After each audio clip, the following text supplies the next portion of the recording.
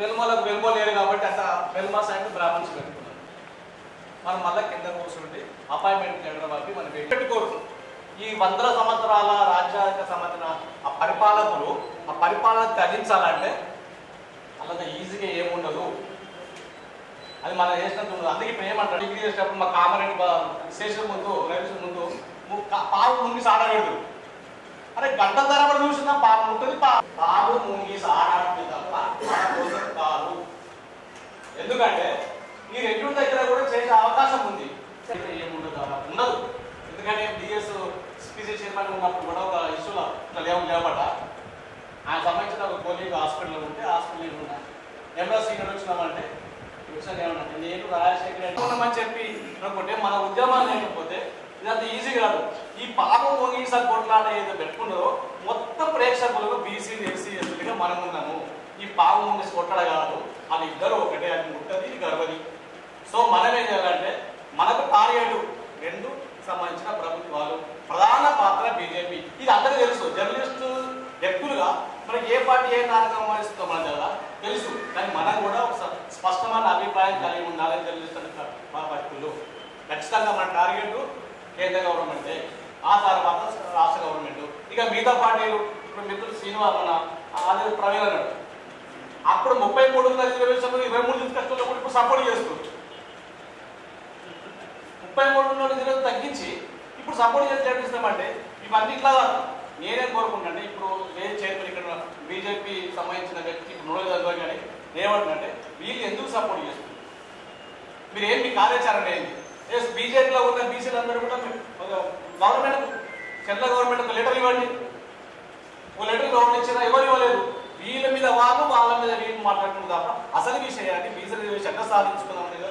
2 పార్టీలు అన్ని పార్టీలు కూడా ఏది మాట్లాడలేదు. అన్ని పార్టీలు కూడా అప్పర్ సంబంధించిన కులాల చేతిలో ఉన్నాయి కాబట్టి అవి మాట్లాడవు. మాట్లాడినట్టు మళ్ళీ నటిస్తాయి, మళ్ళీ కూర్చోబెడతాయి. ఇప్పుడు పోతే అన్ని రకాలుగా ఉంటాయి. ఇక మనం చేయాల్సిన తెలుసుకుని అంటే మనం చాలా విషయాల్లో చేయాల్సిన పని ఉంది. చాలా మంది చెప్పారు మనం ఏం చేయాలంటే సారా ఉద్యమంలో అప్పుడు చిన్న ఒకటి నేను ఒక 10 మందితో ఉద్యమం చేస్తే ఆ పేపర్ సపోర్ట్ చేస్తే ఓపెన్గా భారీగానే కూడా పెట్టాడు. మేము 10 మందిలో కాబడుతున్నాం, 10 మంది భారీ అని చెప్పి కింద ఆయన ఇష్టమైన కాట రాసుకొని ఆయన వచ్చింది. తర్వాత అంతా అయిపోయింది. మేము వేరే తీస్తే 1000 మంది తీస్తే ర్యాలీ అని చిన్న ఫోటో చేసినట్టు. సో మనం ఏం చేయాలి, ఇప్పుడు భారీ ఆలయగానే మన పాత్ర ఉండాలి, భారీ ఆలయగానే మన పాత్ర ఉండాలి, మనం ఉండాలి. ఎందుకంటే ఇప్పుడు చూసినప్పుడు కింద ఇంతకంటే ఒక బీసీ రిపోర్టర్లు కింద ఉంది. ఇప్పుడు నేను గంట సేపు మీద చూస్తాను, ఇంటికి వచ్చే వరకు 10 మంది లేదు. ఎవరన్నాడు, ఎందుకు రాలేదు, ఎవరి సమస్య ఇది, మన గురించి ఎవడు మాట్లాడాలి, మన గురించి మనం మాట్లాడకపోతే ఎవడు మాట్లాడు. ఒక కవి అన్నాడు, మన చరిత్ర మన పగడు బాగా చెప్తాడు.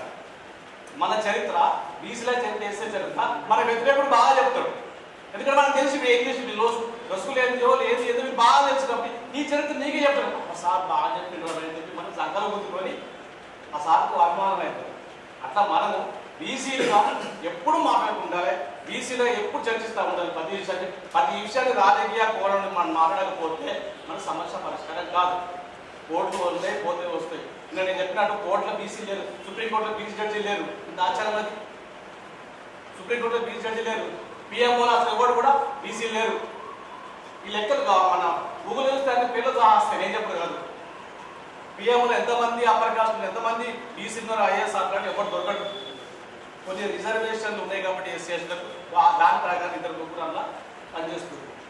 అట్లా ఇప్పుడు ప్రధానంగా బీసీ నాయకత్వం వహిస్తున్న లక్ష్మణ్ గారిని మీరు మనం పొలిటికల్ టార్గెట్ చేయకపోతే ఈ బంధుతోనో రేపు హైదరాబాద్ అయ్యే పని కాదు. దీనికి ఖచ్చితంగా పొలిటికల్ టార్గెట్ ఉండాలి. మీరు ఎటువైపు తెలుసుకోవాలి. అప్పటి రాష్ట్రం సంబంధించి దీన్ని వ్యతిరేకించే వాళ్ళని ఖచ్చితంగా మనకు వ్యతిరేకి తీసుకోవాలి.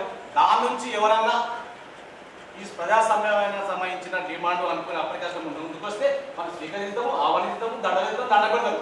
కానీ నటించలే మాత్రము చాలా డేంజర్గా ఉండాలి. ఈ పాము ముంగి సాడడం పట్ల చాలా జాగ్రత్త ఉండాలి. ఆ విషయంలో అచ్చన కూడా మరి అలా సంబంధించిన పార్టీ కానీ మిగతా పొలిటీషియన్స్ చాలా మంది ఇక్కడ కూర్చున్నారు. అన్ని పార్టీస్ మీరు కూడా మీ పార్టీని అడగాలి. మీరు అడగకపోతే తెలంగాణ ఉద్యమం వచ్చినప్పుడు ఏ చేసారు, అన్ని పార్టీలు వ్యతిరేకించినాయి. ఫస్ట్ చంద్రబాబు లెటర్ ఇచ్చింది కదా, ఇంటికి వచ్చి మీరు లెటర్ ఇచ్చామన్నాడు, ఆయన ఉత్త లెటర్ అన్నాడు. సేమ్ అదే ప్రాబ్లం వస్తుంది కదా. తెలంగాణకి వచ్చి మీకు లెటర్ ఇచ్చామని చెప్పిండు, ఆంధ్రపై అది ఉత్త లెటర్ అన్నాడు.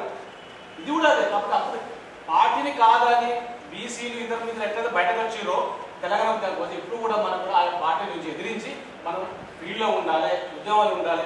ఆ వైపున మనం ఖచ్చితంగా మనం అప్పుడప్పుడు మాట్లాడుతూ ఉండాలి. దీంతో అయ్యేది కాదు. ఇప్పుడు ఇట్లా ఈ పద్ధతులు కాదు, చాలా మంది మనం వేస్తూ ఉంటారు, మనం చూస్తూ ఉంటారు.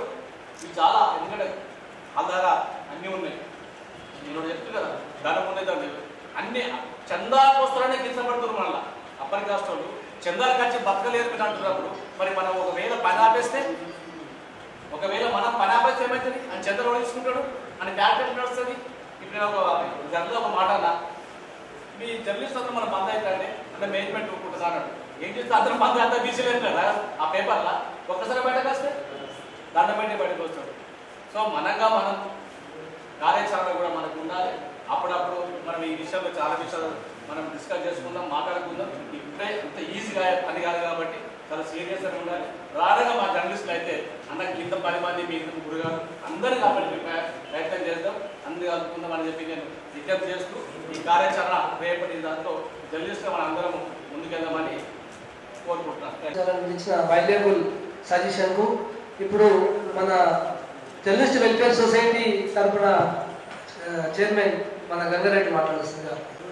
మనకు అంతా సాధించాలని రిజర్వేషన్ల అంశానికి సంబంధించి రిజర్వేషన్ కోసము నిజామాబాద్ ప్రెస్ క్లబ్ ఆధ్వర్యంలో కరాలా కావాలంటే జర్నలిస్ట్ అందరం మద్దతుగానే మేము ఇక్కడికి వచ్చినాము.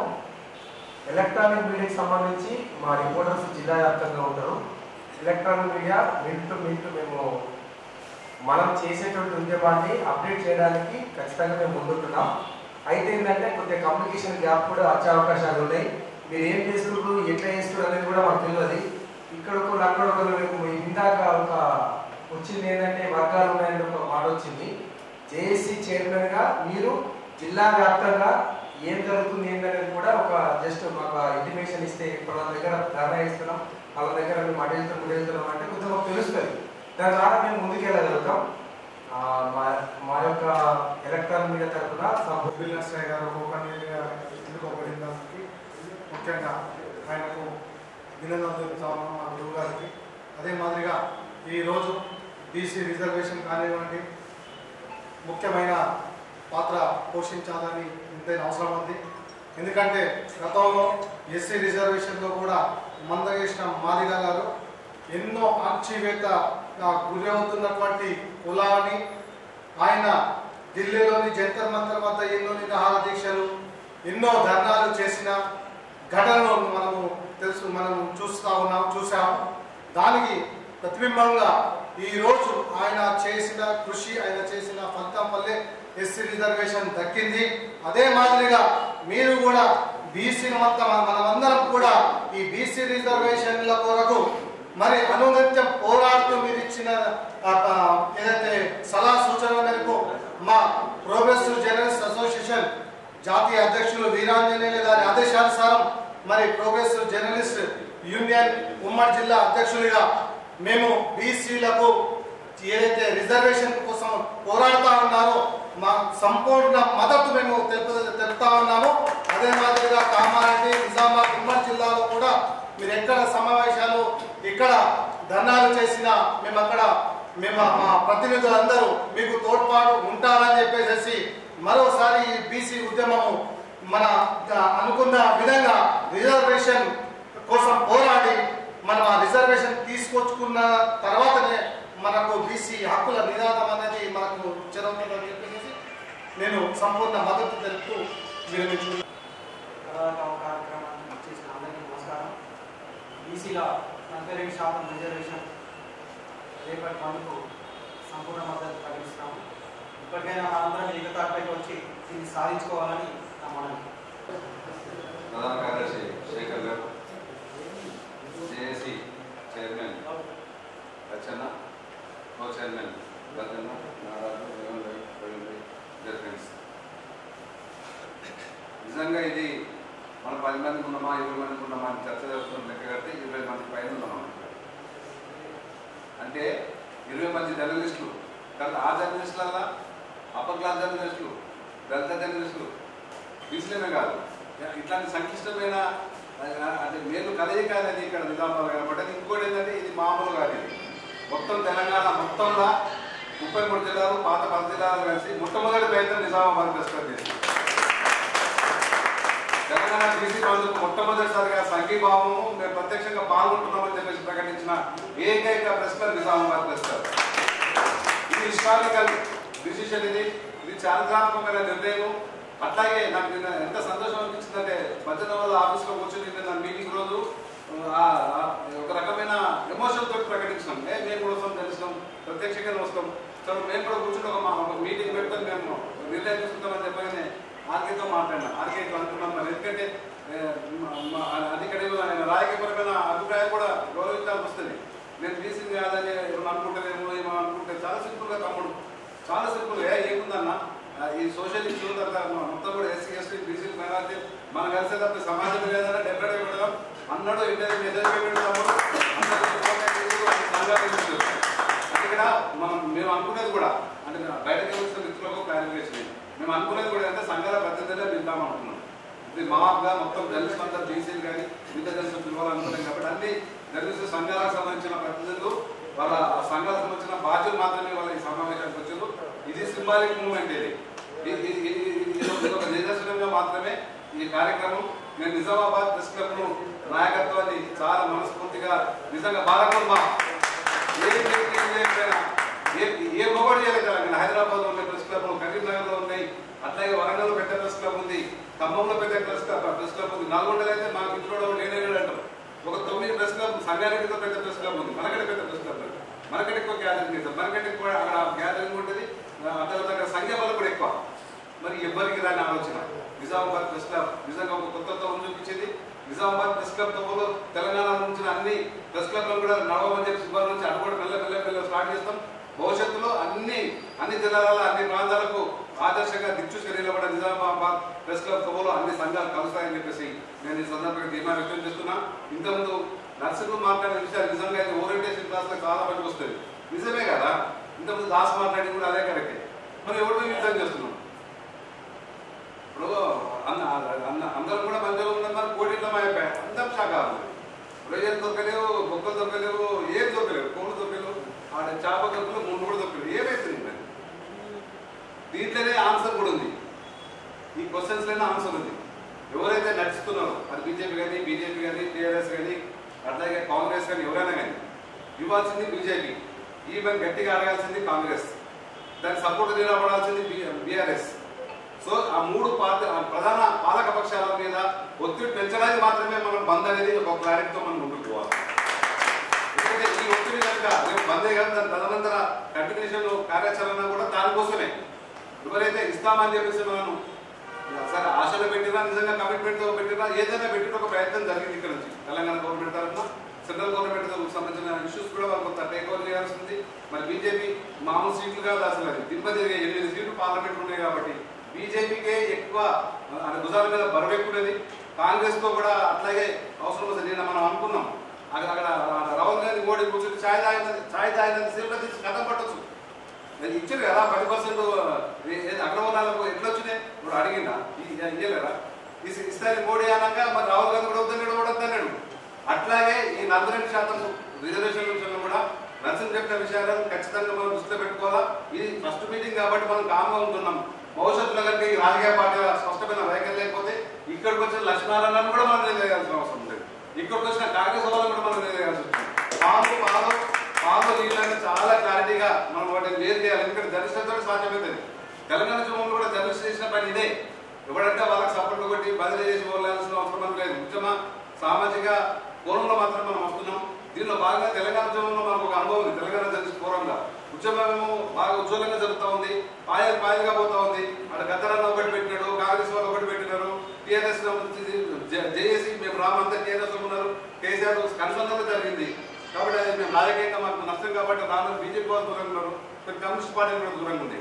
ఏం జరిగింది హైదరాబాద్ ప్రెస్ క్లబ్లో వచ్చిన జర్నలిస్ట్ మిత్రులు మన సీనియర్స్ అందరూ కూడా ఓహో ఇది ఎక్కడ పోతుంది కాబట్టి ఖచ్చితంగా పాయలుగా జరుగుతున్న తెలంగాణ ఉద్యమాన్ని ఒక మహా నది లెక్క, ఒక గంగా నది లెక్క, ఒక గోదావరి నది లెక్క ఉధృతమైన ప్రవాహం లెక్క ఉద్యమాన్ని తీసుకురావడం దాంతో అన్ని పార్టీలతో మన వాళ్ళే మాట్లాడి వాళ్ళ రాష్ట్ర నాయకత్వంతో కేంద్ర నాయకత్వంతో మాట్లాడి అందరినీ కూడా జేఏసీ కొడుకుని తీసుకొచ్చి ఉద్యమాన్ని ఒక బలమైన నిర్మాణంగా చేశారు.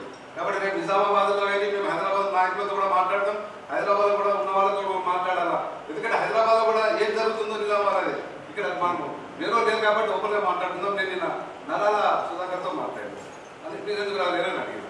అట్లా కాదని అన్నాడు. నేను ఒకటే మాట చెప్పినా, ఇప్పుడు మా లాంటి నేను ఎమ్మెల్యేలు బయట లేదు, ఎంపీడీస్ కూడా కాదు, సర్పంచ్ కూడా కాదు, వార్డు మెంబర్ కాదు, కార్పొరేటర్ కాదు, అలాగే ఉన్న మా ఊరికి టికెట్ కూడా పడియాడు. జర్నలిస్ట్ అనే ఏ దిక్కు లేకుండా 3 గంటల కూర్చున్నాం. మళ్ళీ ఇలా ఒక గంట దాకా వేరే మీటింగ్ పెట్టుకోబోతున్నాం. మన రేపు మేము ఒకటి మొత్తం అన్ని సంఘాలు, జర్నలిస్ట్ సంఘాలు అందరం కలిసి ప్రెసిడెంట్ నాయకత్వంలో ఏకోన్ముఖంగా కలవాలని అందరూ నిర్ణయం తీసుకుంటున్నాం అన్న. మీరెందుకు కలిసి రాదు అలా నారావణి వాడు అట్లాగే శ్రీనివాస్ గౌడ్, ఆ తర్వాత వాళ్ళకి సంబంధించిన కృష్ణన్న, అక్కడ 3 పాయలు ఎట్లయితే జరుగుతాయి కనబడడం. మన శ్రీనన్న కనబడుతున్నాడు, ఆ తర్వాత కృష్ణన్న ఒకటే డయాస్ మీద కనబడుతున్నారు. కింద మాత్రం నిర్మాణం సెపరేట్ గా పోతా ఉన్నారు. మరి అదే కృష్ణన్న నాయకత్వం పనిచేసిన నరాల సుధాకర్ నిన్న 8 మీటింగ్లు పెట్టింది ఆయన. అది మనం ఏ సంఘాలు అయితే కలిసినామో ఆయన కూడా ఆ సంఘాలైతే కలిసినట్టు మనం ఇచ్చినట్టు ఆయనకైనా కలిసింది అన్న. ఇది కరెక్ట్ కాదన్న. ఈ తెలంగాణ మూవ్మెంట్ కూడా విద్యార్థి సంఘాలకు సంబంధించిన మనకు ఒక ఎక్స్పీరియన్స్ ఉంది. తెలంగాణ యూనివర్సిటీకి సంబంధించిన వాళ్ళు 8 సంఘాలు వేరు వేరు ఉంటే వాళ్ళను విద్యార్థి చేసి పెట్టుకొని వాళ్ళను యూనిట్గా నడిపించి చేసిన ఉందన్న. ఇది బంధు తర్వాత కూర్చుందాం. ఇంకోటి లక్ష్మీనారాయణ కూడా కాంట్రవర్సల్ కాదు, దానికి పెద్ద ఆశ ఏం లేదు. ఉద్యోగ సంఘంలో పనిచేసినప్పుడు కానీ, బీసీ ఉద్యోగంలో పనిచేసినప్పుడు కానీ, ఎమ్మెల్యేలు కావాలో, ఎమ్మెల్సీలు కావాలో, మేయర్ కావాలన్న ఆలోచన లేనోడే కదా. జనరల్గా ఒక సోషల్ కాజ్ కోసం వస్తున్నాడు కాబట్టి మీరు రావాలా, కూర్చున్నారా, మాట్లాడాలని చెప్పినాం. బాసరాజు సార్తో కూడా మాట్లాడినాం. ఇది సందర్భం కాదు కానీ బంధు తర్వాత దయచేసి వాళ్ళందరూ కూడా పాయలుగా ఉండకుండా అందరూ కూడా చేసి బలపరచడానికి వాళ్ళ కోసం భాగస్వామ్యం తీసుకోమని అవకాశాలు తీసుకోకండి. ఎవరి కాంట్రిబ్యూషన్స్ వాళ్ళకు ఉన్నాయి కానీ మన ముఖం ఒకటే కనబడాలి. ఏకోన్ముఖంగా కదిలినప్పుడే శత్రువు కొంత అంత ఇంతో మనము ఎంతో కొంత ఉద్యమాన్ని వాళ్ళు రెస్పెక్ట్ చేసే అవకాశం ఉంటుంది, మనం పట్టించుకునే అవకాశం ఉంటుంది. కాబట్టి ఆ విషయంలో కూడా అందరూ ఏమనుకోకండి. మిమ్మల్ని ఏం కాదని మేము పోము కానీ అందరు కలుగుతాం. ఇదే చేసి నాయకు కొడుకు కింద మీతో అందరినీ తీసుకొచ్చి నెక్స్ట్ మీటింగ్లలో బంధు తర్వాత దాంట్లో నిజామాబాద్ ఇంకా కూడా బయట నిర్వహి బీసీ ఉద్యమంలో బీసీ సామాజిక న్యాయం కోసం, రాజ్యాధికారం కోసం పనిచేసే వాళ్ళందరూ కూడా ఒకటే గొడుగు అంటే బీసీ చేసి కిందనే ఉన్నారని చెప్పేసి నిజామాబాద్ నుంచి మోడల్గా నిలబడదాం. అన్ని జిల్లాలో కూడా ఈ ప్రక్రియ జరగాలని చెప్పేసి మనం ఒక ఇండికేషన్ ఇద్దాం. ఇక్కడ ప్రెస్ క్లబ్ ఏదైతే ఒక హిస్టారికల్ నిర్ణయం తీసుకొని ఒక అడిగేసిందో అట్లాంటి నిర్ణయమే మన మిగతా మిత్రులను కూడా ఇదే గొడుగు కింద తీసుకొచ్చి దీనిలో వాళ్ళ మమేకం చేయాల్సిన బాధ్యత నిజామాబాద్ ప్రెస్ క్లబ్ నిజంగా ఇంతకే ఆగకుండా దాంట్లో కూడా యాక్టివ్ ఉండాలా. పోదాం, వాళ్ళతో మాట్లాడదాం. బంధు తర్వాత జరిగే కార్యక్రమాల్లో వాళ్ళని కూడా ఇక్కడ కూర్చోబెట్టుకొని మాట్లాడదామని చెప్పేసి చెప్తూ ఈ అవకాశం ఇచ్చిన మిత్రులందరూ కూడా ధన్యవాదాలు. ఉద్యమ తరహాలో బీసీ ఉద్యమాన్ని కూడా మనం అడగలుగుతాం. ఉద్యమకారులు మాట్లాడే ముందు చిన్నగా మా మహిళా జర్నలిస్ట్ తరఫున కొత్తగా చెప్పాల్సిన అవసరం ఏం లేదు, నేను అందరికీ పరిచయమే. జిల్లా మహిళా జర్నలిస్ట్ అసోసియేషన్ ప్రెసిడెంట్గా కూడా నేను అందరూ నాకు కంగ్రాట్స్ చెప్పడం జరిగింది. అందరికి థ్యాంక్స్. ఇంకో విషయం ఏంటంటే బీసీ సంఘాలు, బీసీ హక్కులు ఎన్ని రోజులు పోట్లాడదాం ఇట్లా మనం. ఎప్పుడు ఒక వర్గంలో గౌడ వర్గం ఉంటుంది, ఒక గౌడ అన్న బీసీ కిందిగా వస్తుంది, అది ఓకే. కానీ ఒక వర్గంలో రెడ్డి ఉంటుంది, ఒక దాంట్లో ఇప్పుడు అంబేద్కర్ గారు చెప్పింది అన్ని కులాలు ఒకటే, అందరికీ సమాన హక్కులు ఉండాలి అని అన్నారు. కానీ ఎక్కడ కనబడుతుంది సమాన హక్కు అనేది? ఎక్కడా కనబడట్లేదు. అది కేవలం చెప్పుకోవడానికి, చదువుకోవడానికి తప్ప ఇంకా దేనికి పనికిరావు అన్న ఆలోచనలో ఇదైపోయింది. అంబేద్కర్ గారు చాలా మంచి ఉద్దేశంతో చెప్పారు. ఆయన ఏ కులాన్ని కించపరచొద్దు, అందరూ సమానమే, అన్ని వర్గాలకి అన్ని కులాలకి హక్కు కల్పించాలి అని చెప్పేసి. కానీ మన బీసీ సంఘంలో ఇన్ని కులాలు ఉన్నాయి, ఇన్ని వర్గాలు ఉన్నాయి, అయినా కూడా మనం ఏకతాటిగా రాలేకపోతున్నాం. ఇందాక కూడా నిన్న ఆల్మోస్ట్ నేను ఈరోజు రావడానికి కూడా యాక్చువల్ నాకు హైదరాబాద్ వెళ్ళాల్సిన ముఖ్యమైన మీటింగ్ ఉండే, బట్ మిమ్మల్ని కలుస్తామనే ఉద్దేశంతో ఈ మీటింగ్లో అటెండ్ అవుతామని నేను డిలే చేస్తున్నాను. అయితే దానికి కారణం ఏంటంటే నిన్న మీరు పంపించిన ఏదైతే పెట్టారు కదా ప్రెస్ మీటింగ్ ఉంది, అది చూసాను నేను, అది మొత్తం చదివాను నేను. అసలు ప్రాపర్ ఏంటి అంటే ఇందులో 2 డివైడెడ్గా ఉన్నాయి, 2-3 సంథింగ్ ఏదో ఎవరెవరో వాళ్ళకి అంటే మీన్స్ వాళ్ళు కూడా ముందుకు వచ్చి చెప్తున్నారు. సో ప్రాపర్గా ఎవరు ఉన్నారు లీడరు ఇక్కడ నిజామాబాద్లోనే ఇనిషియేట్ తీసుకున్నది ఎవరు లీడర్స్, అదొకటి చిన్న క్లారిఫికేషన్ ప్లీజ్. అండ్ ఇంకోటి ఏంటంటే బీసీ అనేది మనది గౌడ ఇంకా ఏదైనా సరే పద్మశాలి ఇంకా అన్ని కులాల వాళ్ళు మనం ఏకమయ్యేంత వరకు కూడా అది ఓన్లీ ఇన్ని పాయల్లాగా మాత్రమే ఉంటుంది. చిన్న చిన్న నీటి చుక్కలకి ఎవ్వరు కూడా భయపడరు రాజకీయ నాయకులు. అతి ఉప్పెనలాగా సముద్రం అయినప్పుడు మాత్రమే భయపడతారు రాజకీయ నాయకులు. తెలంగాణ గురించి, మనకు ప్రత్యేకమైన తెలంగాణ గురించి మనం పెద్ద ఎత్తున కూడా మేము జర్నలిస్టులం కూడా పెన్ డౌన్ చేసేసి ముందుకు వచ్చినాము. ఎందుకోసం అని చెప్పేసి ఇంతవరకు మీరు పోట్లాడినారు, ఇక్కడ నుండి మా సంఘీభావం కూడా తెలుపుతామని చెప్పేసి మేమందరం కూడా ముందుకు వచ్చి మేము పోరాటం చేయడం జరిగింది.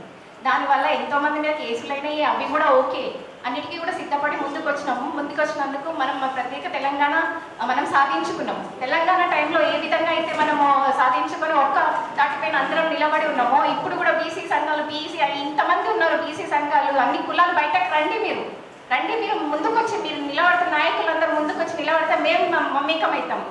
అందరం ముందుకు వెళ్ళినప్పుడు ఎందుకు కాదు, ఎటువంటి కొండరాయనైనా సరే బద్దలు కొట్టగల శక్తి మనకు ఉన్నప్పుడు మీరు ముందుకు రావడానికి ఎంత జరుగుతున్నారు? మీరు అందరినీ ఒకటి చేసినప్పుడు మీరు ఏ రకంగా హెల్ప్ చేయమంటారో ఆ రకంగా మేము హెల్ప్ చేయడానికి సిద్ధంగా ఉన్నాము. మేము మీతో హెల్ప్ కావాలి, మన కోసం మనం పోరాటం చేయడానికి సిద్ధంగా ఉన్నాము, మన కోసం. అది ఇప్పుడు ఎక్కడ కూడా చూడండి, తెలంగాణ గవర్నమెంట్, మనం నేషనల్ వరకు వెళ్ళొద్దు, ఇక్కడ కేవలం తెలంగాణ గవర్నమెంట్ గురించే మాట్లాడదాము. ఇక్కడ రెడ్డి నాయకత్వం నడుస్తుందా లేదా చెప్పండి. ఏ టు జెడ్ మొత్తం కార్యవర్గాల్లో అందరు రెడ్డిసే ఉన్నారు. మీరు చెప్పండి, అందరు రెడ్డిసే ఉన్నారు.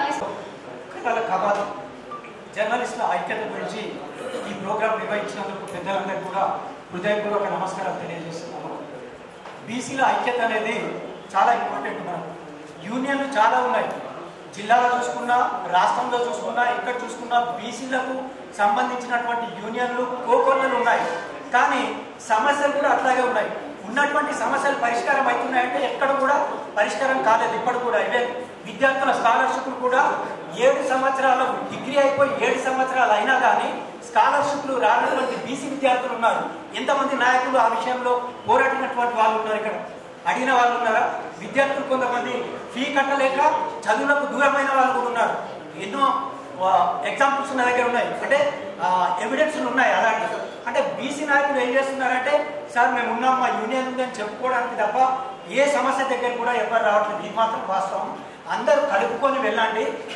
మా యొక్క పూర్తి మద్దతు ఉంటుంది. నేను టీజీఎస్ఎస్ తెలంగాణ జర్నలిస్ట్ సంక్షేమ సంఘం అధ్యక్షుడిగా మా బీసీ సంఘానికి పూర్తి మద్దతును తెలియజేస్తున్నాను. రేపు జరగబోయే కార్యక్రమానికి పూర్తి మద్దతును తెలియజేస్తున్నాము. దయచేసి లీడర్స్ మళ్ళీ నెక్స్ట్ మీటింగ్లో మాట్లాడదాం. చాలా విషయాలు ఉన్నాయి బీసీలకు సంబంధించినవి, కాబట్టి మీరు అందరూ కొంచెం ముందుకు రావాలని చెప్పేసి నేను మీకు విజ్ఞప్తి చేస్తున్నాను సార్. ఈ అవకాశం ఇచ్చిన అందరికీ కూడా థ్యాంక్ యూ అనంట. Thank you very much. Thank you.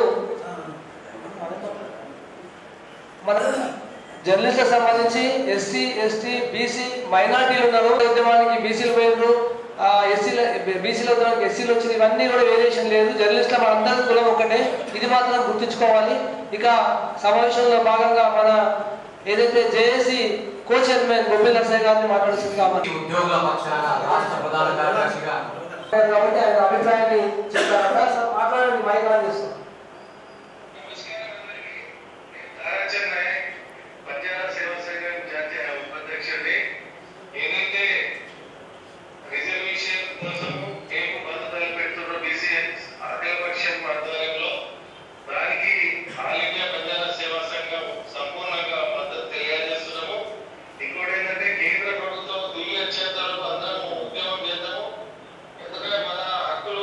సాధన కోసం మనమందరం ఉద్యమం చేయవలసిన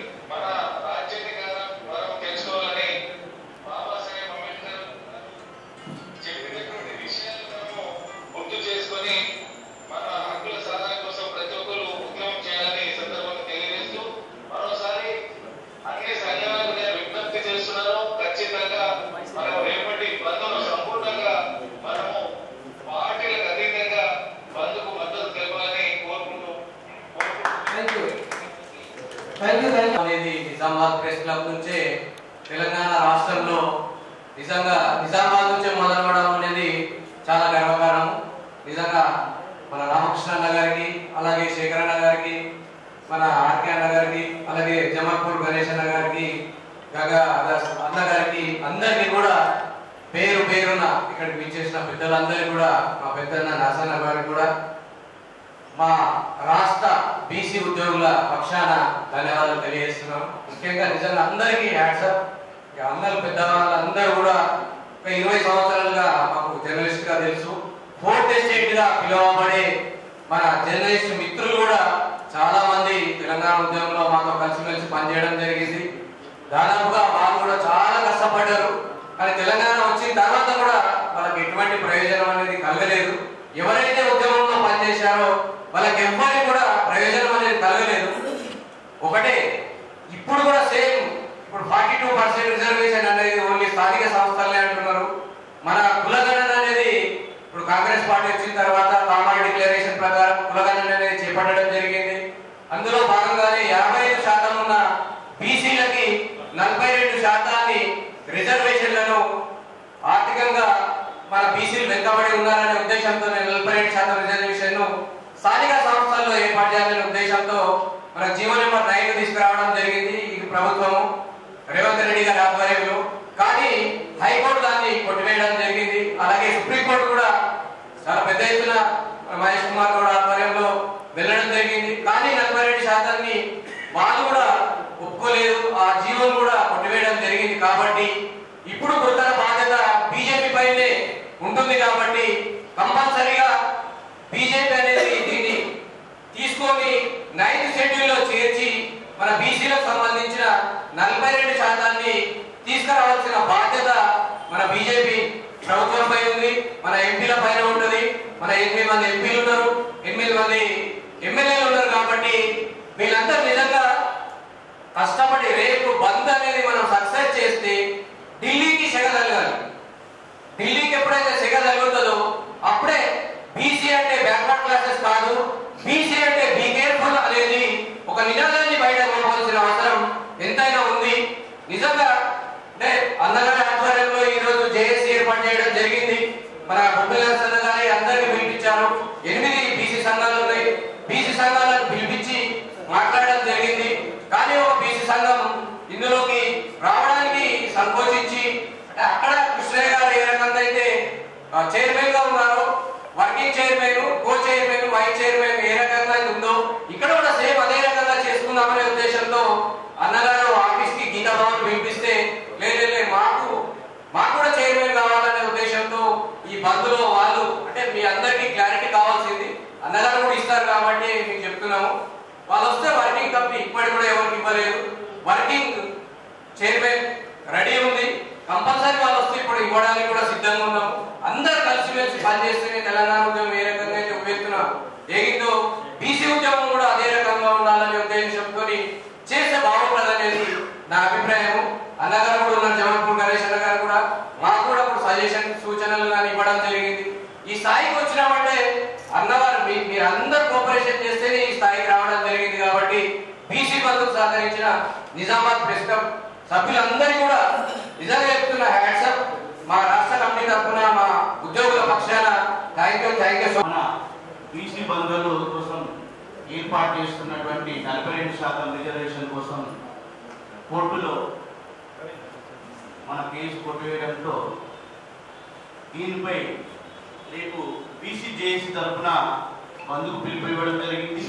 దానికి ఇక్కడ మా మిత్రుడు ఆర్కే గారు, ఇక్కడ ప్రెస్ క్లబ్ సంబంధించిన అధ్యక్షుల వారు మాకు అనుమతి ఇవ్వడం, ఆ బంధుకు పూర్తిగా సహకరించాలని వారు కోరడం, అలాగే మా బావగారు శేఖర్ బావ గారు ఇక్కడ ప్రధాన కార్యదర్శిగా ఉండి వారు కూడా పూర్తిగా మద్దతు ఇస్తూ ఇక్కడ ప్రెస్ క్లబ్ లో ఈ మీటింగ్ ఏర్పాటు చేసుకోవడానికి మా బీసీ జేఏసీకి ఈ అవకాశం ఇచ్చినందుకు వారికి ప్రత్యేకంగా కృతజ్ఞతలు తెలుపుకుంటున్నాం.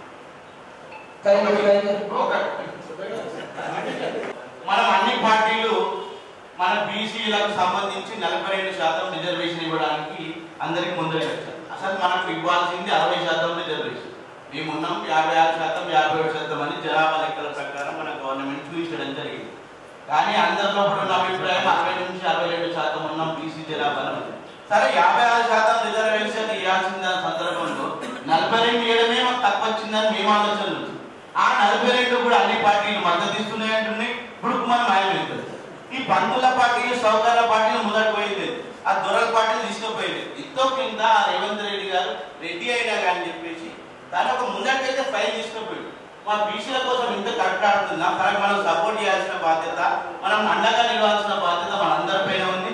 అలాగే రేపు అందరూ కూడా బీసీ బంధువులందరూ కూడా ఈ కార్యక్రమంలో పాల్గొనేసి అందరూ సహకరించాలని, ముఖ్యంగా మా జర్నలిస్టులందరూ కూడా ఈ యొక్క అవకాశాన్ని ఇచ్చి వారు కూడా ఈ బంధువుల కార్యక్రమంలో పాల్గొని మేము వాళ్ళ 10 మంది కనబడి కానీ ఒక 1000 మంది కనబడట్టు చూపించాలని చెప్పేసి, 1000 మంది కనబడితే 1,00,000 మంది ఉన్నట్టు చూపించాలని చెప్పేసి ఈ సందర్భంగా కోరుకుంటూ మీ యొక్క ప్రేమాభిమానాన్ని, మీ ఆశీర్వాదాలు నాపై నెరవేరేలా ఉండాలని చెప్పేసి, ఎందుకంటే తెలంగాణ ఉద్యమంలో మీ సహాయ సహకారాలతో మేము ఆ తెలంగాణ రాష్ట్రాన్ని మా దొర కేసీఆర్ ఇవ్వడం జరిగింది. ఆ దొర కేసీఆర్ దగ్గర మేము ఉన్నా కానీ ఆయన 33% ఉన్న రిజర్వేషన్ బీసీలకు సంబంధించి అది 23% తెచ్చింది.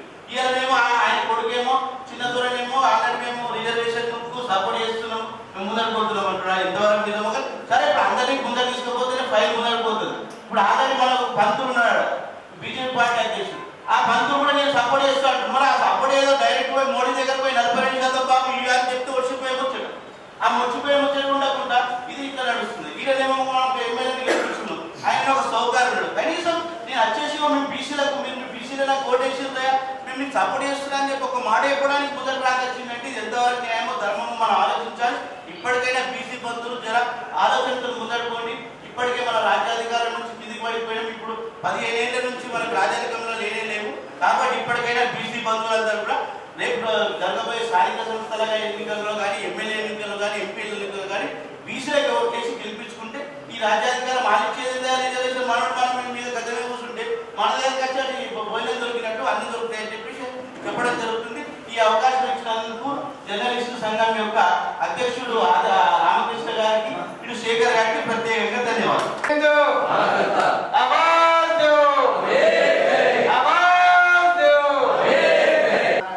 నాకు బీసీకి సంబంధం ఉన్నది, సంఘాలతో లేదండి. నేను కూడా గతంలో పనిచేసాను, అన్ని దుకాణం చెప్పలేదు. అందుకని కృష్ణయ్య గారు ఏం చేశారంటే వాళ్ళందరూ కమిటీ కూర్చున్నారు. నర్సన్న ఇది నిజామాబాద్ జిల్లాలో ఏ అసోసియేషన్కి ఇచ్చినా, ఏ సంఘంకి ఇచ్చినా అది మళ్ళీ గొడవలైతాయి. మీరు జర్నలిస్టుగా మీకు సంబంధం ఉంది కాబట్టి మీరు చేసి తయారు చేయండి నిజామాబాద్లో అని ఫోన్ చేస్తే 1 డే నైట్లో ఫోన్ చేస్తే మనకు పొద్దున్నే మీటింగ్ పెట్టారు. నిజామాబాద్ జిల్లాలో మన రాజేష్ అడిగినట్టు 8 సంఘాలు ఉన్నాయి, బీసీ సంఘాలు. 8 సంఘాలు కూడా వచ్చినాయి. 48 కుల సంఘాలకు ఇచ్చినారు. కుల సంఘాలకు సంబంధం లేదని చెప్పారు. అయినా కూడా నేను కుల సంఘాలు 48 సంఘాలు, ఎందుకంటే 136 సంఘాలకు వెళ్ళి అన్ని సంఘాలు అన్ని కులాలైతే మనకు అధ్యక్ష కార్యదర్శులు తెలియని చెప్పి 48 సంఘాల అధ్యక్ష కార్యదర్శులు కూడా వచ్చారు. అందరితో మీటింగ్ పెట్టి ఒక సమావేశం ఏర్పాటు చేసి ఒపీనియన్ తీసుకున్నాం. తర్వాత మన సుధాకర్ సంఘం వచ్చింది అన్న, వాళ్ళు కూడా ఇవన్నీ మాకు పదవి కావాలా, సెక్రటరీ కావాలా, ప్రెసిడెంట్ కావాలని అడిగలేదు. కాకపోతే ఒపీనియన్ అడిగారు అన్న. రేపటి వరకు అందరూ గడబడి చేసేదట. 48 సంఘాలు మళ్ళీ రేపు రావాలన్నకు 80తో చాలా దగ్గర ఉంది. తక్కువ మేము ఇప్పుడే తయారు చేయాలంటే రేపటి దాకా మేము ఆగమేస్తాం, మీ ఇష్టం అని చెప్పి ఒక ప్రపోజల్ చేసాం. మా ఇద్దరిని చైర్మన్, వైస్ చైర్మన్ ప్రకటించి ప్రతి సంఘం నుంచి, ప్రతి బీసీ సంఘం నుంచి ఒక మెంబర్గా తగినంగా ఏర్పాటు చేసాం. దాంతోపాటు ఒక సంఘంగా ఏర్పడింది. ఇప్పటికేం కాలేదు. మనమందరం ఇప్పుడు మన జర్నలిస్టులో అన్ని కులాలు ఉన్న జర్నలిస్టుల రామకృష్ణ కూడా నేను అడగకముందే మా జర్నలిస్టు బీసీ అయ్యిండు, వైస్ చైర్మన్ అయ్యిండు. చాలా తీసుకొస్తున్నా నువ్వు డైరెక్ట్ లక్కున్నాడు అని చెప్పి బీజేపీ ఆలోచిందని చెప్పాడు. నేను రాసుకున్న హారేంటి అని నేను అడిగిన ఉందా మన జర్నలిస్టు అయినా కంపల్సరీ రావాలా, మన వాళ్ళందరికీ పిలిస్తే సన్మానం చేయాలంటే సరే అని చెప్పి నేను ఒప్పుకున్నా. ఈ వారికి మన జర్నలిస్ట్ మిత్రులందరికీ చాలా ధన్యవాదాలు మిత్రులారా. అభినయతో కవిని అన్నట్టు మన కేసీఆర్ గారు, సారీ రేవంత్ రెడ్డి గారు 42% మనకు చేశారు. అదే ఒప్పందం మీద ఆయన ఉన్నట్టు తెలుస్తున్నది. కానీ ఏం చేస్తాం, ఓబీసీకి ఇప్పటికైనా మనం అందరం డ్యూటీగా ఉంటే మిత్రులందరూ చెప్పినట్టు బీసీలనే సరిగా లేదు. వేరే ఇప్పుడు ఇటువంటి మా జర్నలిస్టులు కులాలకు మతాలకు అతీతంగా కలిసి మనకు బద్దం చెప్తున్నారు. ఎందుకు చెప్తున్నారు? బీసీలందరూ ముందుకు పోవాలా, మనం అందరం ముందుకు ఉండాలని. అందుకోసం మిత్రులారా, ఇప్పటికైనా కానీ మనం కంపల్సరీ యూనిటీ ఉంటేనే ఇది వచ్చేసింది. మనకు బీసీ 42% ఇక రాలేదనుకోకండి, కానీ ఉద్యమాలు చేస్తేనే వస్తుంది. కాబట్టి మనం ఉద్యమాలు చేస్తేనే ఇప్పుడు రేపటి బంధు పిలుపులు ఉదయమే 3 గంటలకు మన జర్నలిస్టులు మనం అందరం కలిసి బస్టాండ్ గేట్ దగ్గర బస్సులు బంధు పిలుపు ఇచ్చిన తర్వాతనే మనము ర్యాలీగా పట్టణం మొత్తం తిరగాలని చెప్పి అనుకుంటున్నాం. మీరు కూడా వస్తే చాలా బాగుంటుందని చెప్పి కోరుతున్నాం. అదేవిధంగా గణేష్ అన్న గారు మనం అందరం ఏ ఉద్యమాలు చూడకుండా తెలంగాణ ఉద్యమం అయితే చూసినాం, చేసినాం, దాంట్లో పార్టిసిపేట్ అయినాం. దానికి మనం అందరం ఐడియాలు ఉన్నాయి కాబట్టి తన సూచనలు మనందరి సూచనలు మాకు కూడా మీరు ఇవ్వండి. ఏ సంఘం ఉద్యోగం మేము కావాలనుకోలేదు, మాకు పదవులు కూడా అవసరం లేదు. ఓ చేయమని ఆ చేయమని ఈ చేయమని లేదు. పట్టుకున్నాను. ఎవరైనా అడిగితే నా పదవి కూడా నేను చేయడానికి రెడీ ఉన్నా మిత్రులా. మనం అందరం కలిసిపోయినప్పుడే సాధించగలుగుతాం. వచ్చింది మనం కాలేదని కాదు, వచ్చినాయి 42% కాదు 69%. ఇప్పుడు తమిళనాడులో బ్రాహ్మణ కులానికి చెందిన సీఎం 69% ఫీజులకు ఇచ్చింది. మరొక ఇప్పుడు మనం 10% ఇచ్చింది, 60% అయింది. మనం ఎవడు అడిగాడు, ఎవడు కోరుకోడు.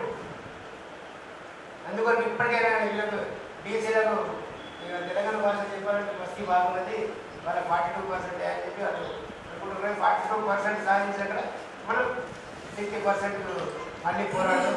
ఈ అవకాశం ఇచ్చిన పెద్దలందరికీ జర్నలిస్టుల అసోసియేషన్ ప్రెస్ క్లబ్ వాళ్ళు మరి మాకు ఆహ్వానించి ఈ సమావేశం ఏర్పాటు చేసినందుకు వారికి ప్రెస్ క్లబ్ అధ్యక్షులైనటువంటి రామకృష్ణ గారికి, మరి అదేవిధంగా ప్రధాన కార్యదర్శి అయినటువంటి శేఖర్ గారికి, ఆర్గనైజింగ్ సెక్రటరీ అయినటువంటి మోహన్ గారికి, అదేవిధంగా సీనియర్ జర్నలిస్టులు అయినటువంటి గణేష్ అన్న గారికి, మరి అదేవిధంగా నర్సన్న గారికి, గంగాదాసన్న గారికి, మరియు ప్రతి ఒక్క వారికి పేరు పేరున ధన్యవాదాలు తెలుపుతున్నాను.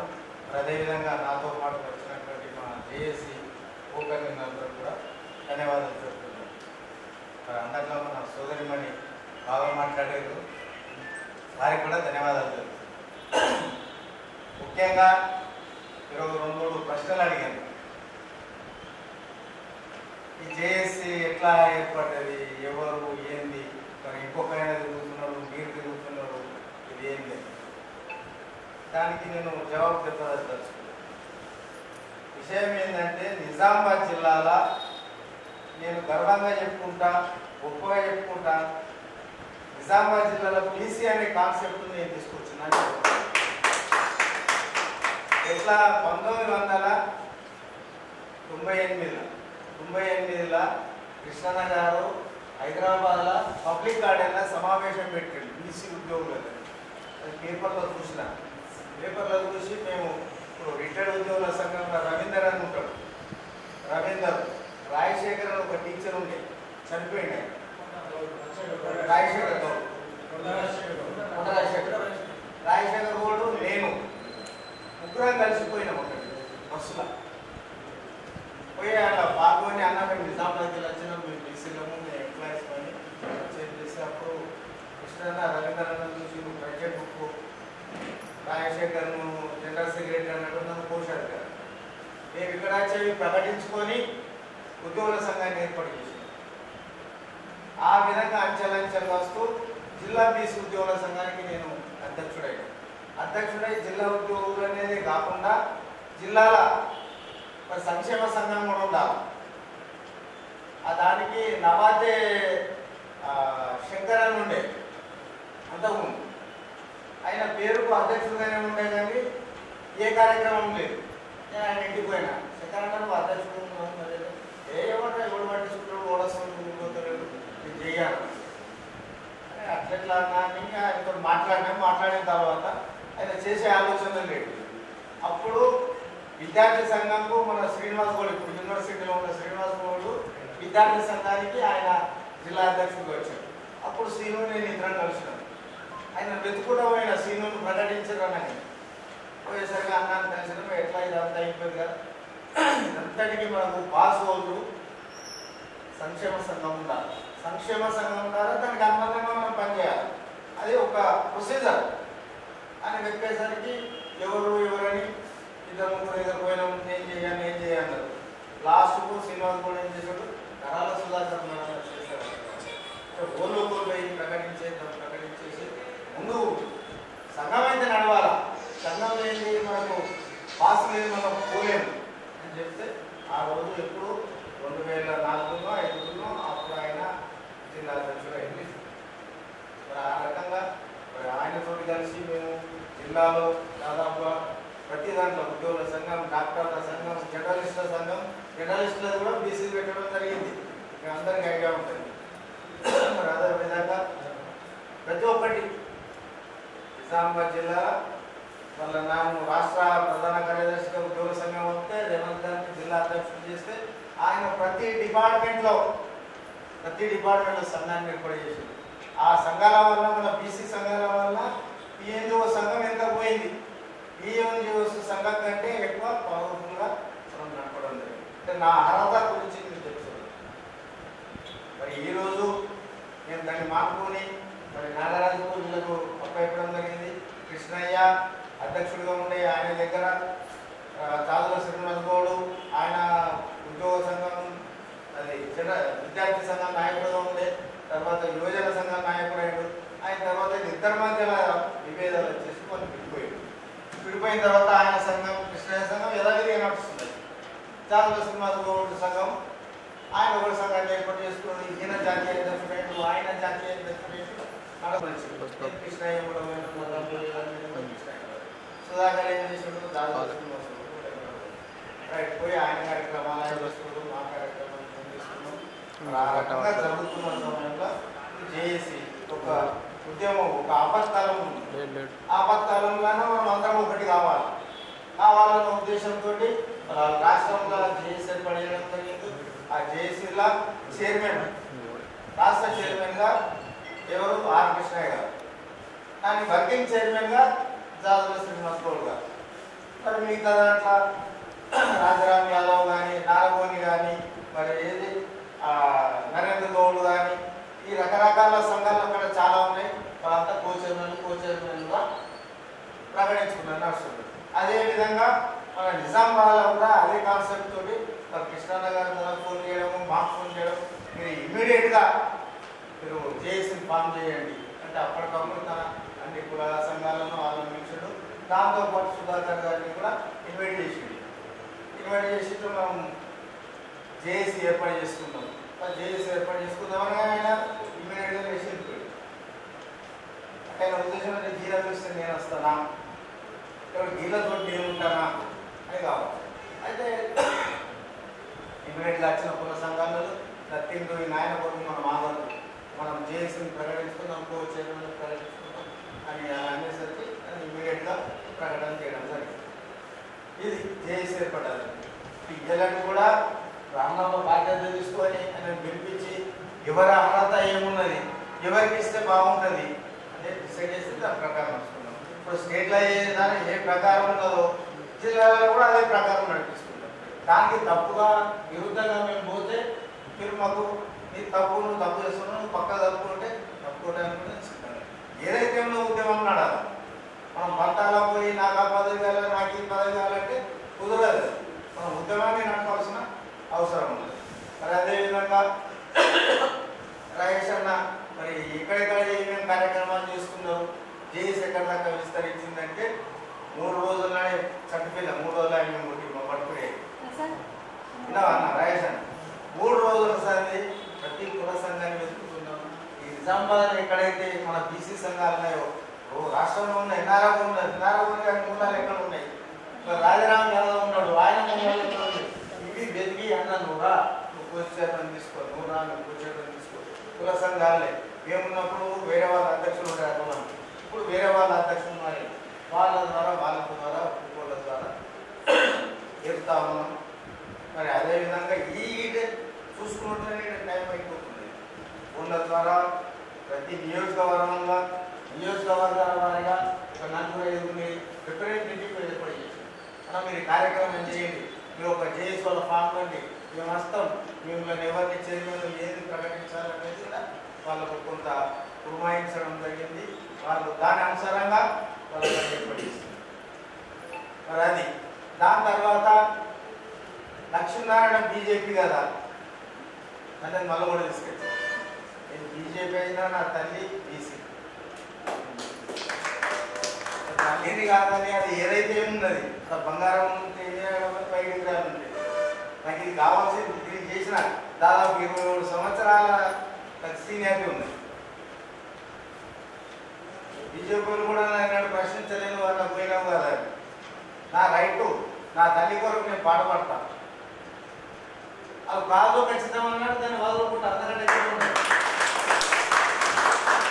ఆన్లైన్ సేవ చేస్తామన్నా ఏం ఆశించలేదు. ప్రధాన కార్యదర్శి దర్శించారు, ప్రతి పని ఏమంటున్నారు, వాళ్ళు చెప్పిన పనికి కుసంకుషాడు చేసి పెడుతున్నారు. నేను ఆడ కూడా ఏం కొట్టాలి, నాకు అది కాదు ఇది కాదు. అక్కడైనా సర్వీస్ చేస్తున్నా, ఇక్కడైనా సర్వీస్ చేయడానికి కూడా సిద్ధంగా ఉన్నా. రైట్, ఇది అయిన తర్వాత దాసంలో ఒకటి అడిగింది, మనం ఎవరి మీద ఈ పోరాటం? అన్ని పార్టీలు మద్దతు తెలుపుతున్నారు, అన్ని వర్గాల వాళ్ళు మద్దతు తెలుపుతున్నారు. మరి అంత మద్దతు తెలిపినప్పుడు మనం ఎందుకు ఇది ధర్నా బస్సుల బస్సు కార్యక్రమం పెట్టాలి? దీనికి ఒక చిన్న ఉదాహరణ, ఆర్కృష్ణయ్య మేము ఢిల్లీకి పోయినాం. అక్కడ ప్రతి మార్చి ఏప్రిల్లో ఉద్యమాలు చేస్తాం. మనం పార్లమెంట్ అప్పుడు మనం అక్కడ ఉద్యమాలు చేస్తే ఆ ఉద్యమాల్లో భాగంగా మోడీ గారిని కలిసినాం, రిప్రజెంటేషన్ తీసుకున్నాం. కలవనే చూసాను, आजाद दिल तो काम नहीं चलता, संघर्ष करो चलो निकलो, పోరాటం చేయండి, కాగితాలు ఇస్తే పని కాదు. పోరాటం చేస్తే మీ పోరాటాన్ని మేము చూసి ఉధృతం ఆగేటట్టు లేదు. దీని మీద ఒక నిర్ణయం తీసుకోవాలా. తెలంగాణ ఉద్యమం ఊరికే రాలే, మనం ఎక్కడ ఎదురు కాల్పు జరగాలి, మనలు పోలీసు కాల్పు జరగాలి, మనంతటా మనము ఆత్మాహుతి బలిదానాలైంది. ఆ బలిదానాలు చూసి అప్పుడు ఉన్నటువంటి కాంగ్రెస్ ప్రభుత్వం ఇది ఆగేటట్టు లేదు. దీన్ని పోలీసులను ప్రభుత్వం మనం ఎదురుకాల్పులు చేయాలా, జైలు పెట్టాలా, కానీ ఖాళీ చాలా చచ్చిపోతున్నారు. ఒక తెలంగాణ కావాలా, నేను వస్తున్నా స్ఫూర్తి వస్తుందేమో, కనువింపు కలుగుతుందేమో అన్న ఉద్దేశంతో మన వాళ్ళు చాలా మంది చనిపోయిన ఆత్మ బలిదానం అయిన 1200 మందిలా దాదాపు 900 మంది మన బీసీలో ఉన్నారు. ఆ రోజు కూడా తెలంగాణ వస్తే మన జీవితాలు బాగుపడతాయో, మన బతుకులు బాగుపడతాయో. ఆనాడు ఫలితంగానే స్వతంత్ర ఉద్యమంగా అప్పుడు పోరాటం చేస్తే అప్పుడు మోసగించబడ్డాం, అప్పుడు ఫలితంగానే ఇది చివరి అంకానికి మనం చేరుకున్నాం.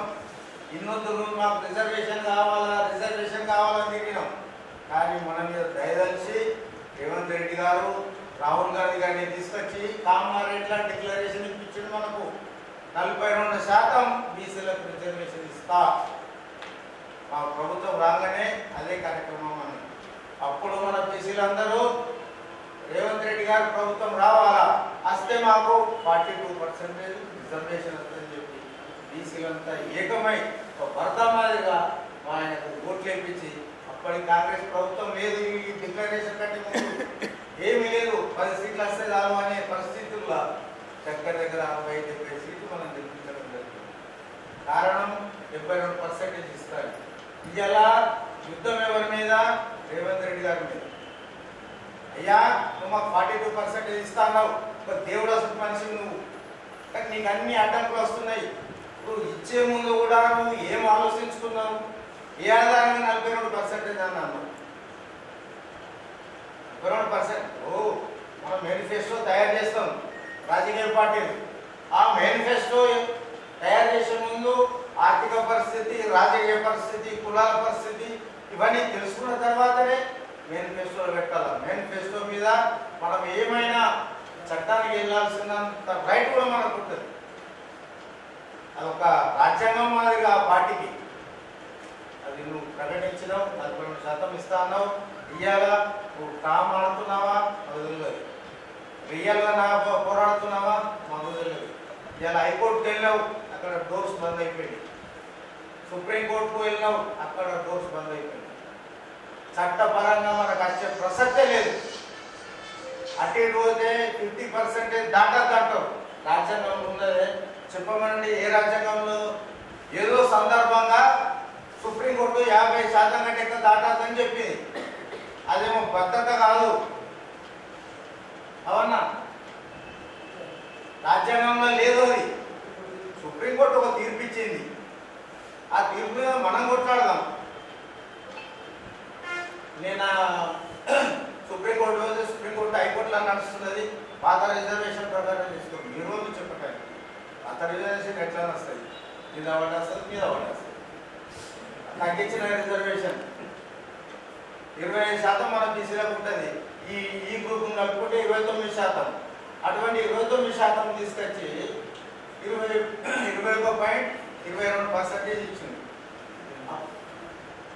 అప్పుడు మనం ఏమైనా ఉద్యోగం చేసినాం, వెతుకుంటా కూర్చున్నాం. నాకు ఏడ టికెట్ వస్తుంది, నేను ఏడ డిప్యూటీ చేయాలి, ఏడ కౌన్సిలర్ చేయాలి, అదే ఆలోచనలు ఉన్నాం. కానీ వీడు 29 అని 22 ఎట్లా తీసుకొచ్చాడు అనేది మన పోరాటం లేదు. ఈడబ్ల్యూఎస్ ఇచ్చారు, దాని నుంచి ఏ ఒక్క వ్యక్తి కూడా మనం పోరాటం చేయలేదు. ఎక్కడ కూడా సమావేశం ఏర్పడేది. మనం ఎట్లా అంటే బీసీలము ఒక ఉదారమైన స్వభావంతో పోరాటం ఎందుకు అయ్యానన్న ఒప్పందం మనం పనిలో తీసుకుంటాం అనేది. బీసీలలో 130 కులాలు ఉన్నాయి. వాళ్ళు అప్పుడు రాజులు, దొరలు, పటేళ్ళు వాళ్ళ అవసరాల కొరకు మనం కులాలుగా ఏర్పడేయడం లేదు. బట్టలు తెలుస్తుంది, ఆయన చేపలు రకరకాలుగా కొన్ని తలారోడు అన్నారు, కొన్ని అదన్నారు, కొన్ని పద్మశాలి అన్నారు, బట్టలు వేసుకోవాలి. రకరకాలుగా వాళ్ళ కులాలను ఏర్పడేసి 130 తీసుకొచ్చింది. ఎక్కడ ఏదే లేదన్నా తీసుకొచ్చి బీసీ కొంచెం వాళ్ళు ఎడ్యుకేషన్ ఉన్నారు. వాళ్ళు మాకు ఒక కులం కలగడం చలో బీసీలో పడేవాళ్ళు. ఏం చేస్తాం? బర్దాలు చేస్తున్నాం. 120 ఉంటే 120 నుంచి 130 అలా ముఖ్యం. మరి ఏం చేయాలి? బతుకు మనం అందరం అనుకో ఏం కావాలా? ఆ దృష్టితోటి రావడం జరిగింది. ఇవాళ ఒత్తిడంతా, ఉద్యమం అంతా కాంగ్రెస్ ప్రభుత్వం మీద, రేవంత్ గారు మేమే. నువ్వు ఏ ఆలోచనతోటి, ఏ నియమ నిబంధనలతో 42% అన్నావో 42% నువ్వు ఇవ్వాల్సిన అవసరం ఖచ్చితంగా ఉన్నది. అది నువ్వే ఇవ్వాలి. చట్టపరంగా వచ్చే పరిస్థితి లేదు. అక్కడికి బాలు తీసుకొని ఈ కోర్టులో పడేసారు. ఈ కోర్టులో అది అంతే ఉంటుంది. గ్రౌండ్లో బయట వాళ్ళు ఇప్పుడు మనం ఉద్యమం చేయాలా. ఈ ఉద్యమం ద్వారా రేవంత్ రెడ్డి గారు రాహుల్ గాంధీ గారిని తీసుకొని మోడీ గారి దగ్గరికి వెళ్ళి, మోడీ గారి దగ్గర నువ్వు పోరాడతావా, మరి ప్రాధాయపడతావా, ఏం చేస్తావో నువ్వు రిజర్వేషన్ తీసుకురా. నీ దగ్గర కూడా 200 చిల్లర ఎంపీలు ఉన్నారు ఈ ఇండియన్ పార్టీలో. ఆ 200 మందిని తీసుకోపో, ధర్నా కార్యక్రమం పెట్టు, పార్లమెంటును సమీపజేయి. ఎందుకు రాదు?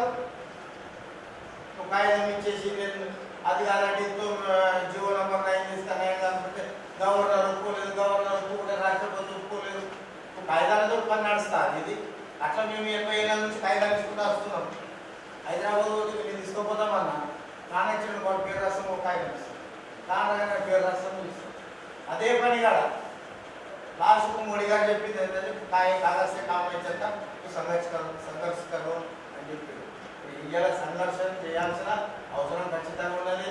ఈ సంఘర్షణలో ఇది చివరంగం అయితే రిజర్వేషన్ వస్తుంది లేదా పూర్తిగా రాదు అనేది డిక్లేర్ అయిపోతుంది. ఓ ఆశ పడుస్తుంది. కొద్దిస్తూ మనం బీసీ రిజర్వేషన్ బీసీల హక్కు ఎన్నో దూరుతాం. మా తండ్రి రెండు నేను అవుతున్నాయి కదా, కొడుకు వాళ్ళకి ఆ ఉద్యమం కూడా తెలియదు. మనదే చివరి స్టేజ్ పోరాటం చేసేది. అలా సాఫ్ట్వేర్ ఉద్యోగాలు వచ్చినా పోయేది. మీరు గంగవరంతో మీ రిజర్వేషన్ మాకు ఇచ్చారు. అలా కాకపోతే లేదు. మన దాంట్లో ఎవరైతే పేదరికంలో అనుభవిస్తున్నారో అనుభవించే వాళ్ళు రిజర్వేషన్ ఉంటే పోకుండే. పక్కుడికి తక్కువ మార్కులు వచ్చాయడానికి 40 మార్కులు సీట్ వచ్చింది. పాత నాకు 45 వచ్చినాయి, నాకు రాలేదు. రావాలి మంచి చదువుతుంది, అదొకటికి ఏం లేదు అని మనం చెప్పుకోవడం జరుగుతుంది. కాబట్టి ఈ సంఘర్షణ, ఈ ఉద్యమం చాలా పెద్ద ఎత్తున తెలంగాణ ఉద్యమం ఏ రకంగా జరిగిందో ఆ రకంగా మనం ఉద్యమం చేయాల్సిన అవసరం ఉన్నది. ఆ ఉద్యమంలో అప్పుడు తెలంగాణ ఉద్యమంలో మీరు జర్నలిస్టులు ఎట్లయితే కీలక పాత్ర వహించారు, ఆనాడు ముగ్గురు విద్యార్థులు, ఉద్యోగస్తులు, మరి ఏదైతే జర్నలిస్టులు, ఈ ముగ్గురు వల్లనే మనం తెలంగాణ సాధించుకున్నాం. ఉద్యోగస్తులు ఉద్యోగాలను వదిలేసారు, రోడ్డు మీదకి వచ్చారు. జర్నలిస్టులు ప్రాణాలను తెగించైనా సరే రావడం జరిగింది. లాఠీ చార్జీలు తిన్నారు, దెబ్బలు తిన్నారు. మరి మీరు రాసిన దాన్ని మా తమ్ముడు అందరూ 10 మంది ఉంటే 100 మంది చూపించారు. ఆ రకంగా రాయడం వల్ల స్తంభించిపోయి మరి తెలంగాణ రావడం జరిగింది. ఈరోజు కూడా మీకు అప్పీల్ చేసేది ఏంటంటే అన్న, దయచేసి మీరే ముందు ఉండండి. మీ ఎంత మేము ఉంటాం. మీరు ఇచ్చే సజెషన్లు, సూచనల ప్రకారం మేము ఉద్యమాన్ని నడుపుతాం. ఇప్పుడు అన్ని వర్గాల వారిని అన్ని విధాలుగా చూసి మీకున్నంత నాలెడ్జ్ మొక్కలేదు. మా ఆలోచన బట్టి 42% ఇస్తాడా వస్తాడా అన్నట్టే ఉంటుంది. ఇప్పుడు మమ్మల్ని నడిపించి ఏ రకంగా పోతే మన ఉద్యమాన్ని 33 జిల్లాల ఈ జిల్లాలో జరుగుతున్నట్టు ఎక్కడ జరుగుతలేదు. ఇప్పుడు అన్నగారు చెప్పారు 33 జిల్లాలు ఎక్కడ లేని జర్నలిస్టుల మద్దతు ఇటువంటి కార్యక్రమం మన జిల్లాలో జరిగింది. మన జిల్లానే ఆదర్శంగా చేసుకొని మిగతా జిల్లాల వారు ముందుకెళ్ళాలని కూడా కోరుతున్నా. అన్న, మీకు ప్రతి ఒక్కరికి పేరు పేరున చేతులెత్తి నమస్కరించి కోరుకునేది మీ మద్దతు ఉంటేనే, మీ ఒక్క వర్గం ఉంది మద్దతు ఉంటే వేల మంది మద్దతు ఉన్నట్టు కోరుకుంటూ ఈ అవకాశం ఇచ్చిన జర్నలిస్టు కూడా మద్దతు అయినటువంటి రామకృష్ణ గారికి, ప్రధాన కార్యదర్శి శేఖరన్న గారికి కవరేజ్ చేశాం. ఆ రోజు ఎంత చిన్న ఉద్యోగం జరిగినా, ఎంత పెద్ద జరిగిందని చూపించింది మేమే. ఆనాడు ఆంధ్ర యాజమాన్యాల దగ్గర పనిచేసిన ఇక్కడ ఉన్న లోకల్ ఉన్న మొత్తానికి 10 జిల్లాల్లో జర్నలిస్టులు స్వచ్ఛందంగా ముందుకొచ్చి చేసారు. ఈ భవిష్యత్తులో జరగబోయే ఉద్యమాన్ని కూడా చేస్తారు. కాకపోతే ఒక చిన్న క్లారిఫికేషన్ ఏంటంటే, గతంలో తెలంగాణ ఉద్యమంలో 1962 అని కొన్ని రాజకీయ పార్టీల ప్రేరేపితంగా జరిగిన తెలంగాణ జనసమితి ఇలాంటి పార్టీలు ఇట్లనే తెలంగాణ కోసమని పుట్టి తర్వాత వాళ్ళ రాజకీయ లబ్ధి కోసం వారిని విలీనం చేసిన కొన్ని సంఘటనలు ఉన్నాయి. అటువంటి సంఘటనలు జరగద్దు అంటే మీ దగ్గర ఫస్ట్ ఐక్యత ఉండాలి. మీ దగ్గర ఉన్న 132 కులాలు అన్నవి అప్పటికి ఎవరికి తెలియకపోతుండే తెలంగాణ ఉద్యమం పుణ్యాన ఆ కులాలన్నీ బహిర్గతమై వారి సామాజిక వర్గంగా ఉద్యమాలు చేస్తే బయటకు వచ్చాయి. ఇప్పుడు వారందరినీ మీరు ఐక్యంగా చేసుకొని ముందుకు సాగితే మాత్రం ఈ ఉద్యమానికి ఢిల్లీ నుంచి ఢిల్లీ దాకా తీసుకుపోగలగాలి. ఓన్లీ రాష్ట్రం దాకా చేస్తే సేమ్ ఇప్పుడు సుప్రీంకోర్టు, హైకోర్టు తెచ్చి ఇది మీ దగ్గర ఉన్న సమస్య మీరే తెలుసుకోవాలని చెప్తాను. సెంట్రల్ గవర్నమెంట్ ఆధ్వర్యంలో జరిగితేనే మీకు రిజర్వేషన్లన్నీ అందుతాయి. ఇక్కడ జరిగేది ఏమీ లేదు. నేను చేసి పంపించినా ఇది సంతకం పెడతాను, ఇక్కడ ఉన్న అన్ని పార్టీలు చేస్తాయి. ఈ ఉద్యమాన్ని మళ్ళీ అప్పుడు మన సకల జిల్లా సమ్మె కానీ అప్పుడు జరిగిన సాగరాలను ఎలా ఉద్యమం జరిగిందో ఇక్కడ నుంచి అక్కడ మిగిలిన ఇక్కడ ఓన్లీ తెలంగాణ కాకుండా ఈ ఉద్యమం అన్నది మిగతా రాష్ట్రాలు కూడా విస్తరించి ఢిల్లీకి చేరితే కానీ ఈ రిజర్వేషన్లు అనేవి అందవు. ఎందుకనంటే వాళ్ళు చెప్పేది ఒకటే సాకు, అది సుప్రీంకోర్టు పెండింగ్ సుప్రీంకోర్టు నైనా సాగి కేసులా స్పష్టంగా ఉంది రిజర్వేషన్లు పెంచాలి. అది ఎప్పుడు చెప్పింది? అప్పుడున్న జనాభా ప్రకారం కానీ అప్పుడున్న హక్కుల ప్రకారంగానే ఉంది. దాన్ని ఎవరు క్వశ్చన్ చేస్తలేరు. ఏం లేదు, అక్కడ ఉంది పాతదని. దాన్ని క్వశ్చన్ చేసే అవకాశం ఉంది కాబట్టి గ్రౌండ్ నుంచి ఉద్యమాన్ని అక్కడ తీసుకుపోవాలా. అది అన్ని కులాలను అందరిని కలుపుకొని తీసుకొని పోతే ఇక్కడ జరిగే ఉద్యమంలో చీలికలు ఉండద్దు. రేపు జరిగే బంద్ అయిపోయిన తర్వాత ఇక్కడ కూడా ఒకటే నాయకత్వం, అందరూ మూకుమ్మడిగా మేము సింగిల్గా మా ఎజెండా రిజర్వేషన్లు 42%. మనది ఎక్కువ తర్వాత సాధించుకోవచ్చు. ముందైతే అనుకున్న విధంగా ఇక్కడ అన్ని ప్రభుత్వాలు అన్ని పార్టీలు మద్దతు తెలిపిన దాన్ని సాధించుకోవడానికి మీరు చేసే ఉద్యమానికి ప్రెస్ క్లబ్ తరఫున ముందు కూడా ఎప్పుడు అడిగినా మా తరఫున ఎలాంటి వేదికకైనా ఎలాంటి కార్యక్రమానికైనా మేము ముందుండి మీకు మద్దతు తెలుపుతూ మీతో పాటు పాల్గొంటామని ధన్యవాదాలు. బంద్కు సంపూర్ణ మద్దతుగా మా పార్టీ వినాయక్ నగర్ మున్నూరు కప్ సంఘం నుంచి మేమందరం ఖచ్చితంగా మద్దతు తెలుపుతామని చెప్పి బీసీజేఏసీకి మేము లెటర్ ప్యాడ్ ద్వారా వారికి తెలియజేయడం జరుగుతుంది. మాకు సంబంధించిన ప్రతి ఒక్కరు కూడా ఖచ్చితంగా తెలియజేస్తున్నాం. థ్యాంక్ యూ, ధన్యవాదాలు.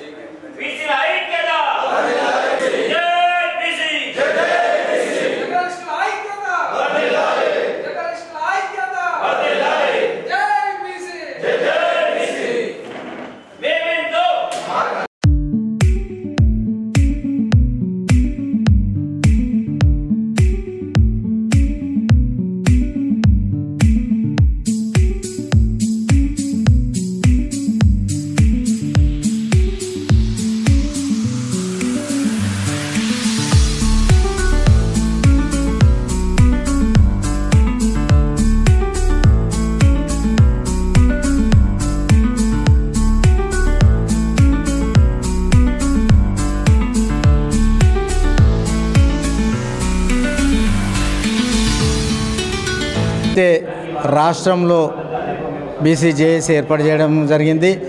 దానికి ఆర్ కృష్ణయ్య గారు చైర్మన్, మరి అదేవిధంగా జాజుల శ్రీనివాస్ గౌడ్ గారు వర్కింగ్ చైర్మన్గా ఉంటూ వివిధ బీసీ పార్టీలన్నీ కోర్ చైర్మన్గా ఉంటూ కార్యక్రమం ఏర్పాటు చేసి 18వ తేదీ నాడు జిల్లాలో రాష్ట్ర వ్యాప్తంగా బంద్ను ఏర్పాటు చేయడం జరిగింది. ఆ బంద్లో భాగంగా రేపు 18వ తారీఖు నాడు నిజామాబాద్ జిల్లాలో జేఏసీని ఏర్పాటు చేసుకొని మరి దాని అనుసారంగానే బంద్ జరపడం జరుగుతుంది.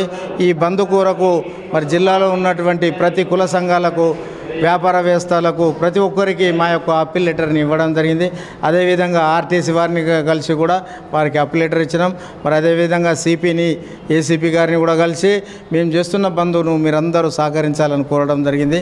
మరి అదేవిధంగా మీడియా ద్వారా మేము కోరేది ఏంటంటే మరి రేపు జరగబోయే ఈ జేఏసీ బంద్ కార్యక్రమాన్ని పెద్ద ఎత్తున అన్ని కుల సంఘాలు, వ్యాపార సంఘాలు, పెట్రోల్ బంకుల సంఘాలు, ప్రతి సంఘం ప్రత్యక్షంగా ఈ బంద్లో పాల్గొని విజయవంతం చేయవలసిందిగా కోరుచున్నాం.